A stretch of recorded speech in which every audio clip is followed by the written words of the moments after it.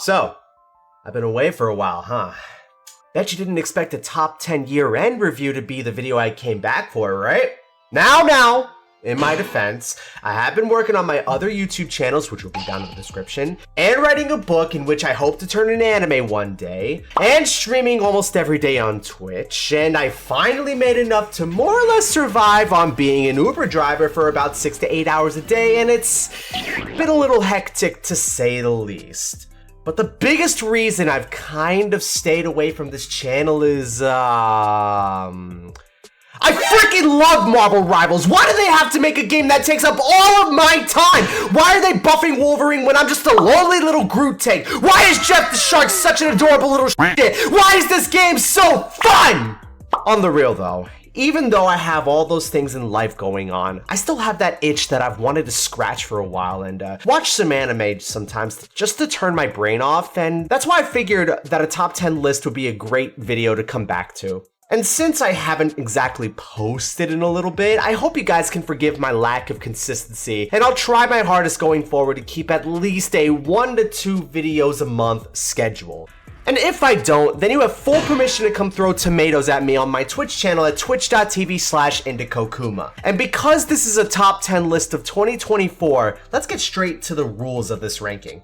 Now, I'm going to do things different from what other YouTubers do. Normally, other people like to start off their lists at the number 10 spot and go down until the top 3 or top 2, and then they say their honorable mentions before number 1. But I'm actually going to put the honorable mentions as the first section of the video just to illustrate what did or didn't really make the cut. So while this video is technically a top 10 anime of the year, there's actually a whopping 17 shows on this list as a whole, where even though it is a ranking, numbers 17 through 11 will be the honorable mentions. And before anyone asks, yes, if there was a holdover from fall 2023 into winter 2024, they will count in this list as they still did air by the beginning of 2024. However, I will only be ranking the amount of content that had aired between that time and when it ended. So with that out of the way, sit back, munch on some chips and soda, and let's get to the ranking of the best anime of 2024.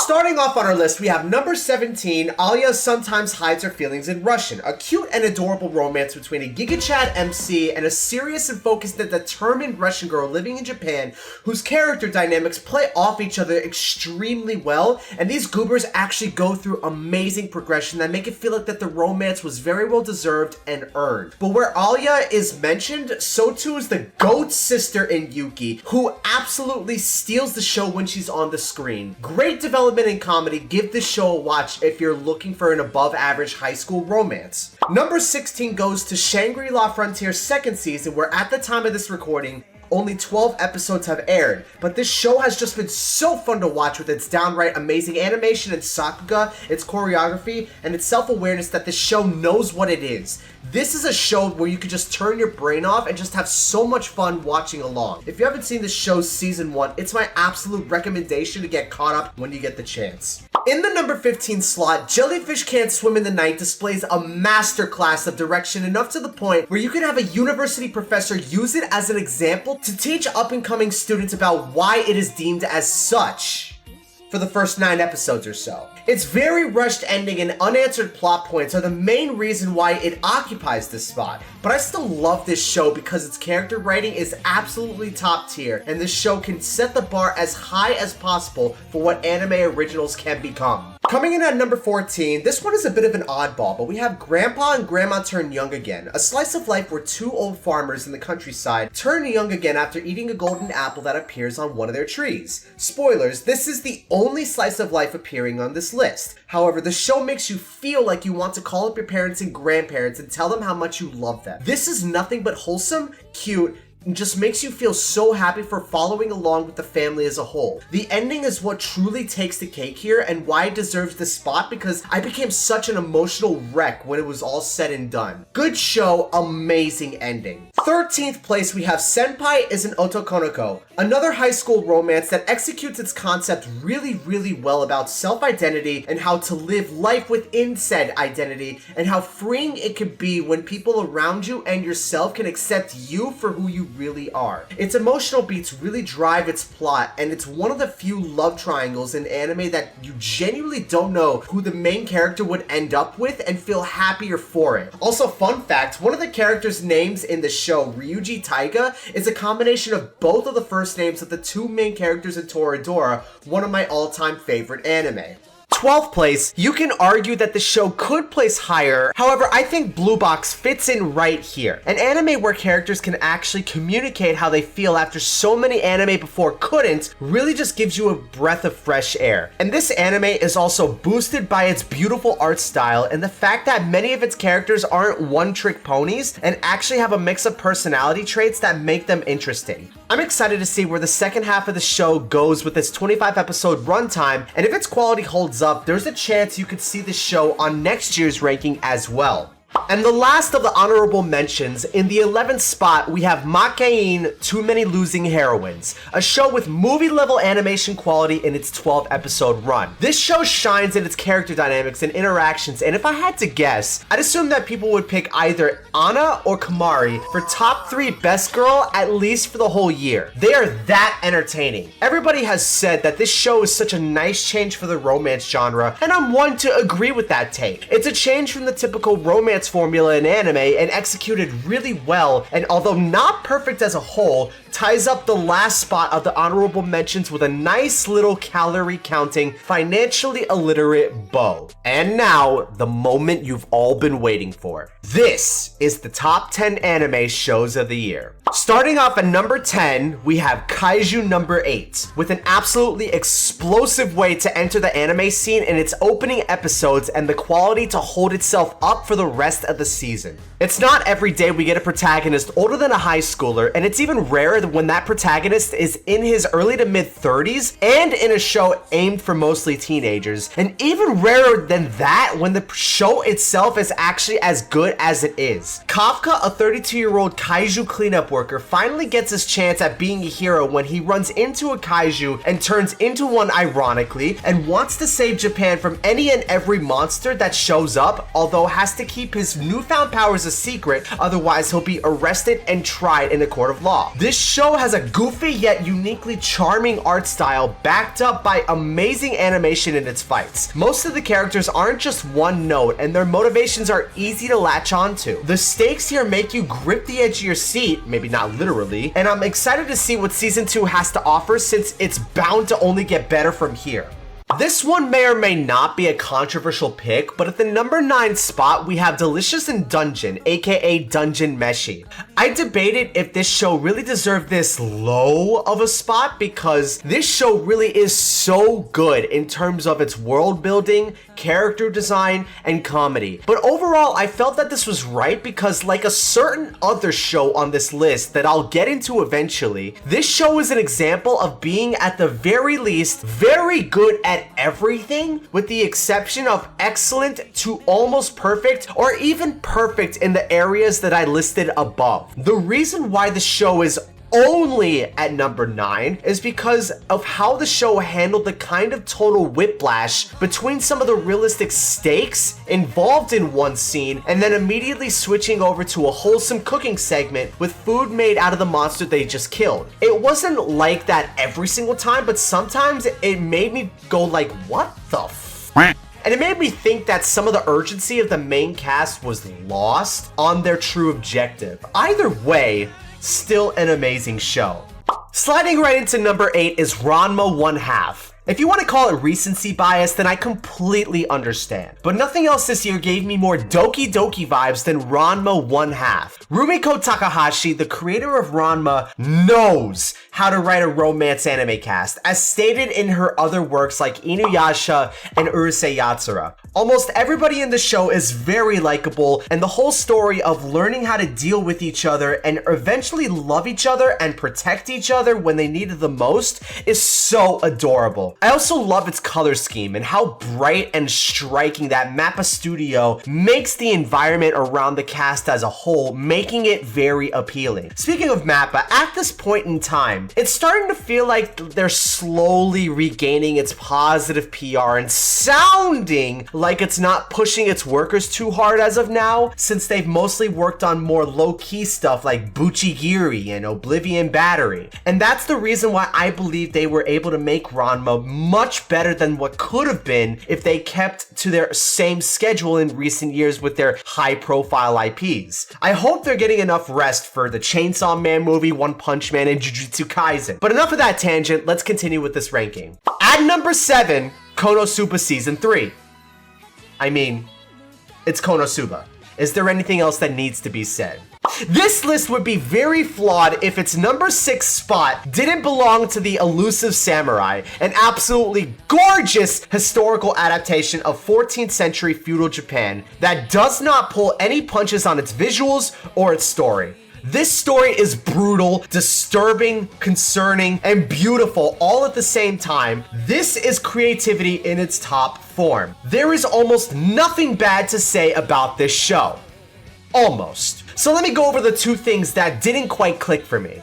Number 1. The very little time that CGI was used, it was very janky and kind of took me out of the immersion and made me question why they included it and why they thought it would be a good idea to keep it in there at all. Whether it was for budget reasons or another, all it did was make for a somewhat average episode of an absolutely excellent show. Number 2, I don't remember the name of the guy who could see the future, but I just didn't like how he was written in terms of introducing himself and having him act the way he acts out of shock value. Maybe it could have been intended for more comedic effect, but I just wasn't amused all that much. I liked him so much more when he was using his more serious side, especially when he was calm and smiling and appearing like he was 7 steps ahead in a professional chess game. That's the version of him that made me say, oh shit, this is getting serious. But other than those 2 things, there's so many other aspects of the show that are very likable. Its color scheme and art style are drop dead gorgeous. It's like a whole seinen anime disguised as a shonen. The whole main cast are so fun to follow and none of them are one-dimensional. We are finally at the top 5 now, and I'd like to take this opportunity to give my flowers to a show that I originally thought wouldn't have any chance of coming back. However, this isn't No Game No Life. This is the 3rd season of Bleach 1000 Year Blood War. 20 years in now, and Bleach is still at the top of its game like this is LeBron James on the Lakers. The consistency that this show has had and the quality of this whole arc up to this point makes you want to tip your fedora out of respect. The action has been very jam-packed, and the way that the backstories of the Quincy's were displayed made me so engaged and so interested in where the plot was going to go in real time. Everybody except that fraud Baz B was a certified threat for the Soul Society, and Yoruichi in particular can be a threat to me any day of the week because wait!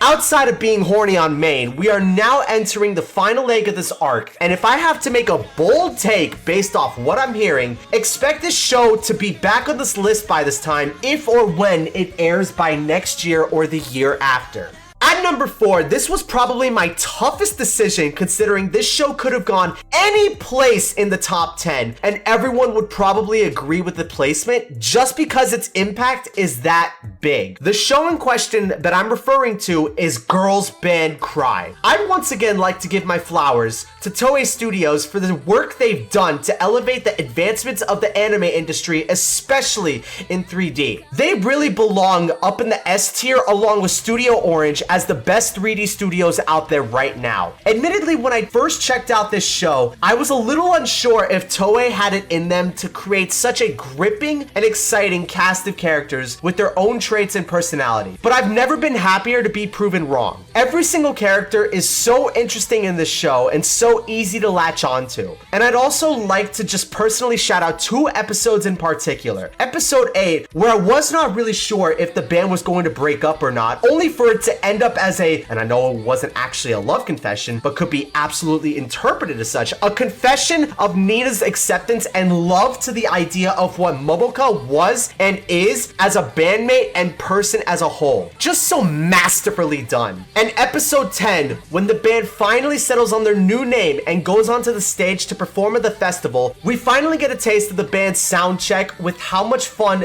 everyone is having and what happens when the lights finally shine bright. It turns runs into cinematic perfection.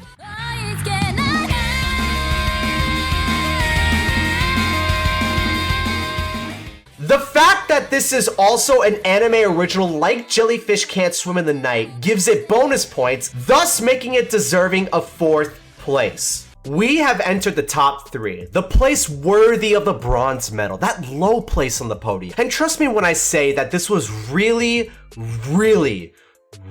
hard to judge. But as I said in the beginning of the video, I only judged the content that aired between January 1st and when the show's season ended. That's why I'm awarding 3rd place to the exam arc of Frieren Beyond Journey's End. This arc, even if it was a little slower paced than the first half of the season, took perfection and kept those same standards and expectations to make an absolute work of art, especially in episode 26, which included probably my favorite sequence of animation and action of the last decade, if not all time. Compared to its first half back in 2023, Madhouse Studios was able to keep its quality up in terms of its writing decisions, its comedy timing, its chemistry between every character, and its storytelling and adapting the manga, and goes beyond as if this show was All Might from My Hero Academia. It also cemented the legacy of the director Keiichiro Saito, who, you might have guessed it based on the history of this channel,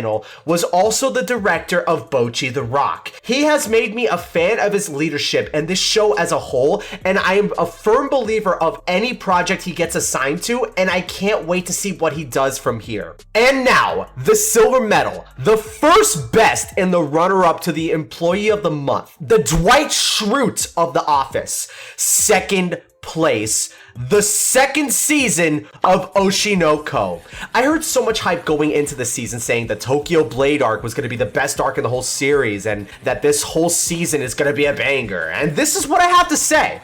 You know?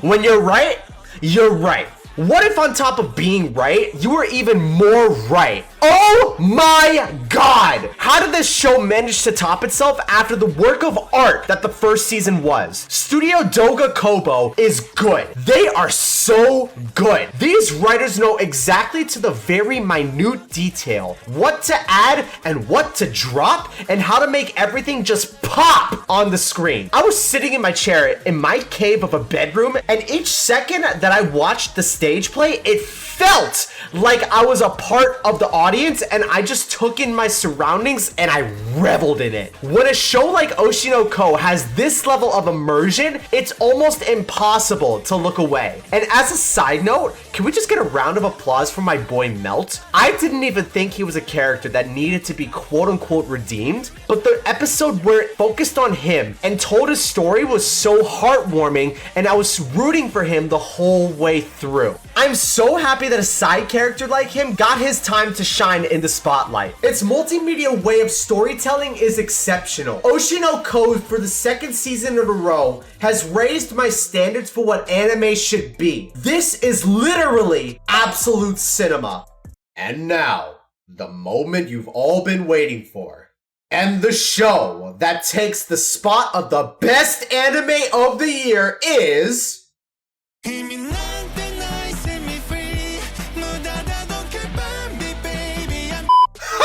I definitely got you there. You thought I was serious, didn't you, senpai? No, seriously. The actual show that takes the top spot is...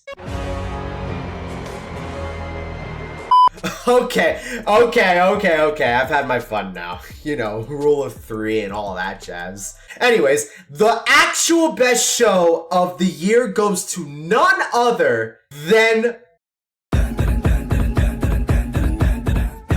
I mean, let's be real. Is this really a surprise? This show literally has everything. Romance, comedy, mystery, action, adventure, tropes, cliches, horror, MILF that is a gilf. And it does it all so amazing! Momo and Okarun are the perfect pair, and their chemistry is top-notch. Episode 7's storytelling was nothing short of a masterpiece. Its soundtrack fit every scene in the best way, and contrary to popular opinion, I actually like the cliffhanger a lot. You don't see many of those anymore in today's era of anime. I was absolutely hooked from the first second I heard the kick drum of the opening, and I desperately waited every day for the next episode to air. And if that's not indicative of an amazing show, then I don't know what is. Lots of people give 10 out of 10s to shows that they like a lot, but for me, giving a show a perfect 10 out of 10 is very, very rare. It's only reserved for what I believe to be the best of the best in the industry. And those few shows are Bocchi the Rock, Violet Evergarden, Oshi no Ko,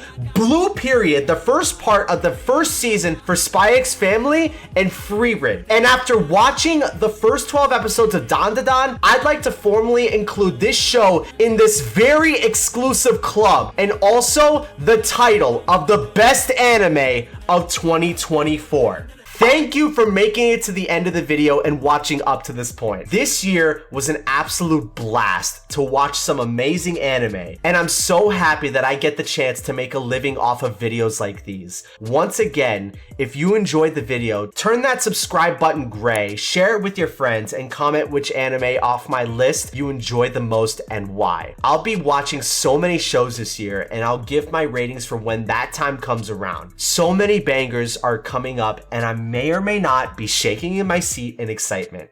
You could tell that my voice is dead now, and that I'm a little sick, but that's okay. But that's all for this video, folks. I will see you in the next one, and cheers to another amazing year of anime. Peace.